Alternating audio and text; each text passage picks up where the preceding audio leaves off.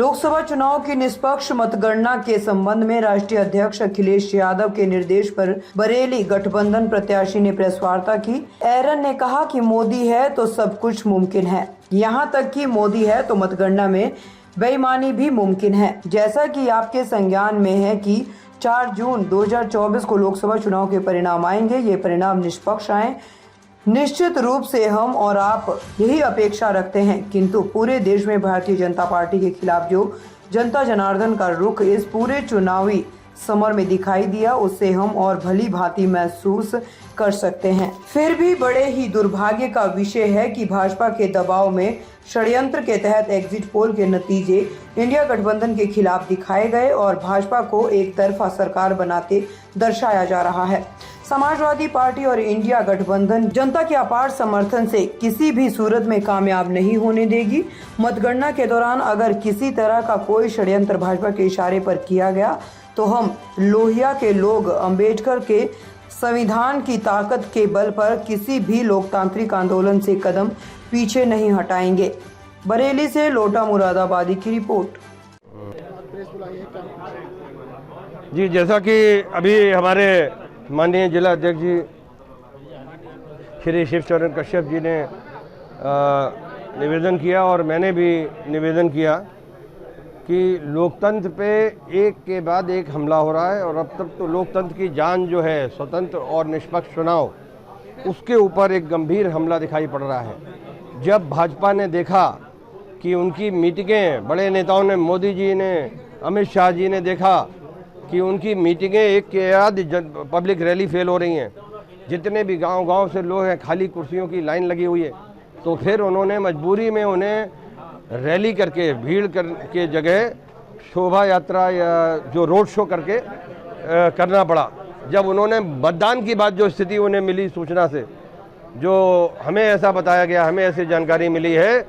कि intelligence bureau के सूत्रों ने मोदी जी को, अमित शाह जी को और भारतीय जनता पार्टी के दूसरे नेताओं को ये बताया जब कि ये पोलिंग स्टेशन पे ये स्थिति है, तब फिर एक बड़ी साजिश तैयार की गई और एग्जिट पोल का एक वो करा गया। तो जो मोदी जी के मित्र हैं, जो मोदी हैं, उन मित्रों ने, पूंजीपति मित्रों ने, जिन्होंने उन एग्जिट एजेंसीज को हायर किया था, जो एग्जिट पोल करने वाली एजेंसीज हैं, और उनके जो अपने चैनल हैं, जो उनका मालिकाना हक 100% मोदी जी के उन मित्रों पे, अडानी अंबानी के पास है। लगभग 66 चैनल और 66 मीडिया के जो सोर्स हैं, तो उनके लोगों को जो है दबाव डाला गया। उनके जो निर्णायक मंडल के जो स्वतंत्र पत्रकार लोग हैं, जो गांव-गांव तक फैले हुए थे, उनके माध्यम से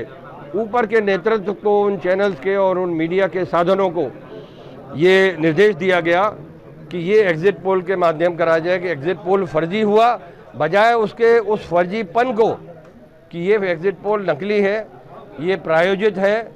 और भाजपा को फ़ायदा पहुंचाने के लिए, भाजपा को बेईमानी करने का अवसर मिल सके। तो असली खेल ये एग्जिट पोल नहीं है। एग्जिट पोल ये है कि एग्जिट पोल के दहाने से ये जस्टिफाई करना है कि वो जो धांधली करेंगे, क्योंकि आप जानते हैं अगर एक बार धांधली अगर रिटर्निंग अफसर के माध्यम से सर्टिफिकेट दे दिया गया तो उसके बाद फिर 3 साल आप अप्लाई कोर्ट में केस लड़ते रहिए, 3-3, 4 साल तक जो है केस निश्चित नहीं होते। तो हम तो माननीय सुप्रीम कोर्ट से भी अनुरोध करेंगे कि इस सारी चुनावी प्रक्रिया पे ना सिर्फ इसका संज्ञान ले, सो मोटो इसका कॉग्निजेंस लें, और कॉग्निजेंस लेने के बाद में इसके संबंध में जो वो उचित समझें, जो वो न्याय के हित में, राष्ट्र के हित में और लोकतंत्र के और संविधान के अनुसार जो प्रदत्त सिद्धांत हैं, जो प्रावधान है, उसके अनुसार वो एक अपना फैसला दें और दिशा निर्देश दें, ताकि ये बेईमानी की जो प्रक्रिया पे तुरंत रोका जा सके। और हम आभारी हैं माननीय सुप्रीम कोर्ट के कि उन्होंने एक इसका संज्ञान भी लिया और शुरुआत कुछ करी थी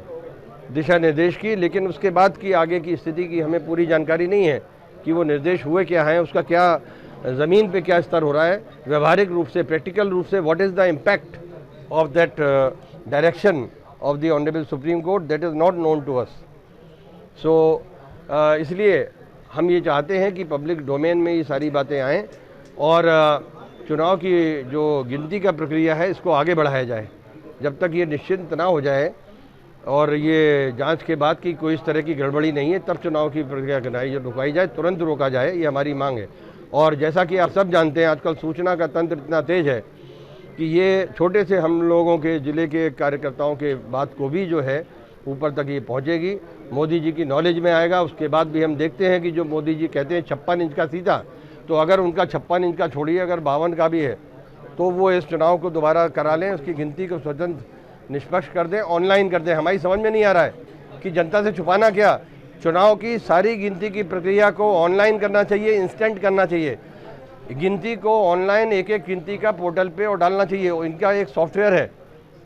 जो जिसका पोर्टल है, उस पोर्टल पे फौरन पोस्ट होना चाहिए। इसमें देरी किस बात की? चुनाव आयोग इस बात को, जो वोट गिने जा चुके हैं, रिटर्निंग अफसर को पूरी पावर है संविधान के अंतर्गत और चुनाव आयोग के निर्देशों के अंतर्गत। रिटर्निंग अफसर जो कि जिलाधिकारी होता है, उसको पूरी पावर है कि वो जो चुनाव का नतीजे आए, जो गिनती पहले चरण दूसरे चरण की हो, वो गिनती होते जाए। ये पहले चरण के बाद दूसरी गिनती के लिए चुनाव आयोग की हरी झंडी की क्या ज़रूरत है?